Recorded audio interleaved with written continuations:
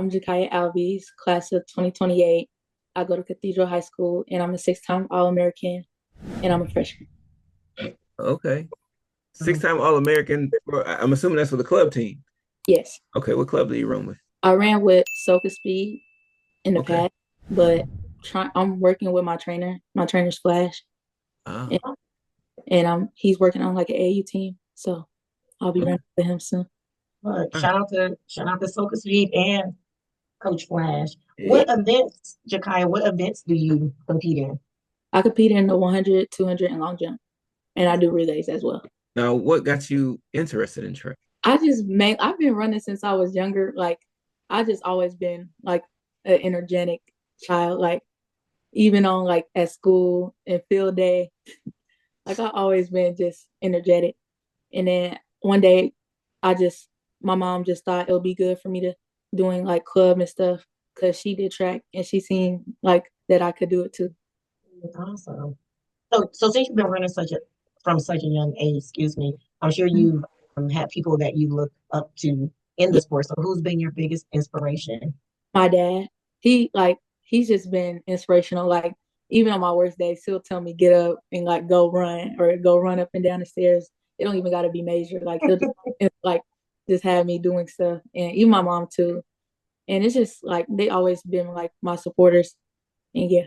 That's awesome. Shout out to the parentals. So because you share both of your parents as your inspiration, we always like to give our parents kudos while their athletes are on the call. So what are your parents' names? Jordan Alvies and Jaleesa McMorris. Shout out to the parentals. Right. So thus you're six-time All-American. So thus far, and then you're still a freshman. So what's been your favorite memory so far in terms of track and field? When I was at Oregon for nationals, even though I didn't really compete how I wanted to, it was just the experience being at a big stadium and like seeing new people and being around like what it's like to like be at a stadium. Because I've been at like colleges and stuff running too for AU, but it was just something about like being in a big like stadium, having everybody watching you and stuff. Yeah, for sure. So, you mentioned you've been on or, on big platforms before. How do you mentally prepare for that? I usually listen to music before every meet, and I usually have like a little pep talk with one of my parents before the meets and talk to my coaches about like what I could do and how can I do it and how can I improve even if I do bad at a meet and like just like little stuff really. Hmm. All right. Now, tell me about like this is new for you. You're in the high school world now. We've noticed you. I've seen you on Instagram time or two. What is it that you are looking forward to in terms of like short-term goals for this season, and then big picture, down the road? What are your thoughts in terms of goals you have for yourself? Getting better with my blocks is one. I kind of like have trouble with coming out the blocks and then it's just like I get like the speed comes after that, but like mainly coming out the blocks. What about some of your long-term goals? What are you looking forward to? Winning state and like going to like nationals and competing with other girls around and like getting top eight, top three, and like individual events Mhm. and doing better in long jump. Cause when I first started long jump, I don't know, like I was just good when I very first started. I didn't even have a form or nothing. I Mhm. like my first jump was like a 15.8 and I was like 13. Mhm. So I was just probably long jump too as a long term goal. Okay. Now, I wouldn't say you've been around long enough to have enough setbacks and disappointments, but I'm sure there's been a couple things here and there that have disappointed you. So, how did you handle those and how did you overcome those? So last September, I broke my ankle at school. Mhm. I was playing in PE, and a girl like stepped on my ankle. We was playing soccer in PE, and I had overcame that like real fast because I had conditioning starting for track in October, and I was still going to like track practices and stuff, and I went to like my therapy sessions and all that. So that was probably a big thing for me because I usually don't. That was my first time breaking something on me, so probably Yeah, that's Okay. motivation. Yeah. Yeah, that's And that's you and that's a quick comeback from a break. right. that. Yeah. Very, very great. So we can clearly see you are motivated and driven. And so Yeah. even with competing in club sport or club track, excuse me, you're competing in that and then school track. Mhm. Not sure if you do any other sports, but how do you motivate yourself through those long practices and, the long trainings that you have throughout the year? I usually really mainly just pray about it, or I just like think about like what I'm gonna eat after practice. Because like our practices, I get out of school at 3:15, so it's mainly from 3:30 to like 4:45, and training I just go right after that. So it's like I'm really just it's really continuously like I'm used to it, so I don't really have a problem with it no more. But I usually just talk to myself because like even after long reps of like 200 repeats and stuff, but it's really nothing really to it. I just talk to myself and pray about it. Okay. Now, track is a different type of sport than any other sport. I don't know. Do you play any other sports? I did basketball. I stopped doing basketball. I want to focus more on track. Okay. Well, you know how basketball is easy. Whoever scores the most wins. Track is Yes. a little different, right? So, Mhm. how do you measure success? How do you define success when it comes to your performances in track and field? Probably just like after a good meet, it would just like I would feel it after like because like my coach will usually tell me how I did and stuff, and I'll usually like it was 2 meets I had and I PR'd twice, and I'll just get happy. Like I'm just so happy, so I just usually just get happy, and I could just really feel it genuinely. So yeah. Okay. So what's your so when you have that feeling when it's like, okay, this Yeah. was successful. I know the coach is gonna say I jumped my furthest is the PR I ran, Mhm. faster than my last event. How do you, or what's your perspective on winning and losing? I feel like they're both good because like I feel like that you could get something out of losing and you could make it go from losing to winning. Like it's like a big deal because like I feel like you're just like seeing what you could do about it. Like you're overcoming what you did in the past and like making it. Hmm. So I feel like I just train more for it. Like because if I like want it, I'm gonna try to get it, and I Hmm. feel like it'll just come when it comes. All right. We have an opportunity to interview a lot of good athletes, a lot of great athletes. Tell me like your perspective on what separates, in your opinion, what separates good athletes from great athletes. I feel like great athletes like go for it. Like I feel like they train every day. They don't really hang out with their friends. And they like go to practice and do that. I feel like that they're like more humble about it. And like if they want that PR, if they want that record, if they want that state medalist, they're gonna go get it. And I feel like great athletes just think it comes with doing track. I feel like that it like takes time. So yeah. How do you handle your feedback and stuff that you get from your coaches I or your used to not handle it. Like I would literally cry. Like it was so sad. Like I used to always bring myself down about it, but now I came to the realization that like I used to take it and like listen and like understand what I could do like right about it. Cause I used to have a problem with not listening. I used to think I was always right. hmm So then I had came to realization that like sometimes it's okay to listen. So I used to it was bad. But I overcame it though. So yeah. and that's a very mature thing, even though you've been running for a long time. Yeah. Very mature, even for a freshman to say, I used to not like feedback and think I was always right. And Mhm. so now that makes you even more comfortable than you were before because you're receptive to the coaches wanting to pour into Yeah. your greatness. So that's really good. That's growth. That's what it's about. Right. And now that you're listening, what's the most valuable piece of information that a coach is giving you? It's been a lot, but Pick I two or don't three. really I don't really have one. I don't really have one to be honest.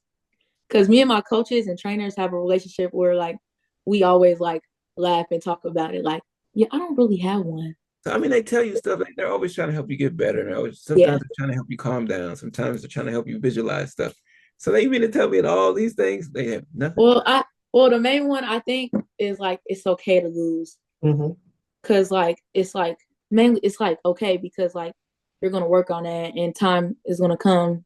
And I'm just a freshman, so I have like it's a lot. I got 3-4 years left of high school career, so it's just time's gonna come with it, and I don't need to rush my process. Even though I've been doing track and I think I know it all, but it's gonna come with it. So yeah. No, I was just gonna like with this and you committing to track and field. I mean, what would you say is the biggest sacrifice you probably had to make thus far? Telling my friends I can't hang out Hmm. and laying like low on like certain foods as well. because like just not eating bad for real, Mhm. like because like I don't really eat hot chips or anything or candy like that for real. So that and like hanging out with friends and basically telling them like I have track and yeah. So when you were talking about like something that motivates you and gets you through the workouts, it's okay, I get to eat after. It's something nutritious, more Yeah. so than those hot Cheetos, which that's a fan favorite for a lot of Mhm.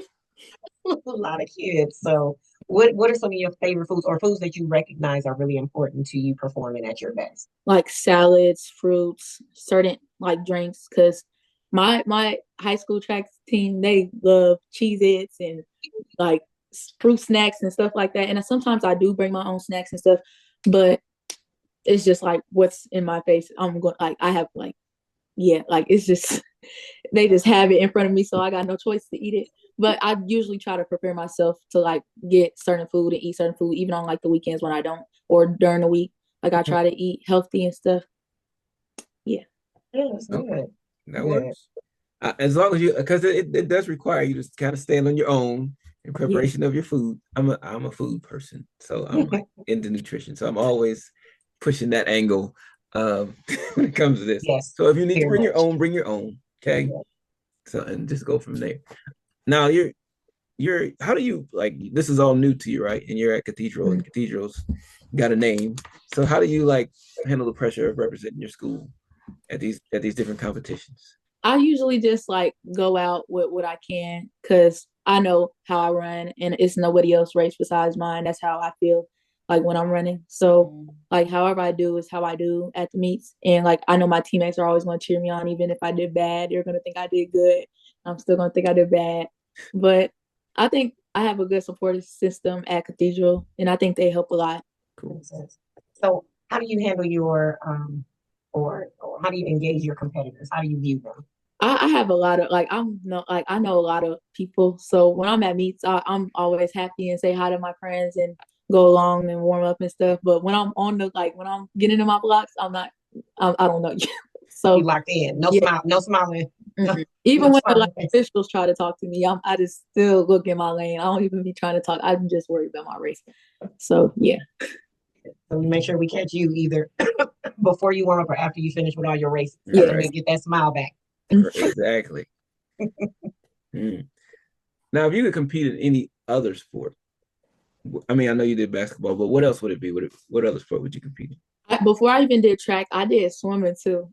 I used to I used to like swimming. Like I used to always tell my mom to take me to the pool and stuff like that. But then I stopped and then she she wanted me to do cross country. But all my coaches told her not to have me do cross country because it will make me get slower, she said, in sprints and stuff. But I just mainly focus on track now. So I started doing basketball and stuff when I before I got into high school really. Okay. If your team could describe you in one word, what would it be? Energetic. And like I could either be making noises, jumping around, talking to some like teammate I don't even talk to. Like I'm just a happy. Like if I see a teammate down, I will like try to talk to that. Even if I don't really talk or have communication with that teammate, I'll try to put my feedback in and talk to that person and see how I can make it better. But Mhm. yeah, probably energetic or outgoing. I'll Mhm. always like be happy. Like I'm never like none of my teammates never really see me down. Mhm. Okay. Now, speaking of teammates, what makes you a great teammate? I feel like what makes me a great teammate is I always cheer for my teammates at event like in their events, even if they're like in like last in the event. Like I'm still gonna cheer for my teammates, and I know they're gonna cheer for me. So yeah, I just have a good relationship with my teammates, even the seniors. I always talk to the seniors and get feedback from them because they were once a freshman too. So yeah. Okay. So we would think it gets to a point where everyone, works really hard and try. What sets you apart from your typical freshman? So I do like when I get home after practice, I usually do these like calf raises. Like I do like 15 a day.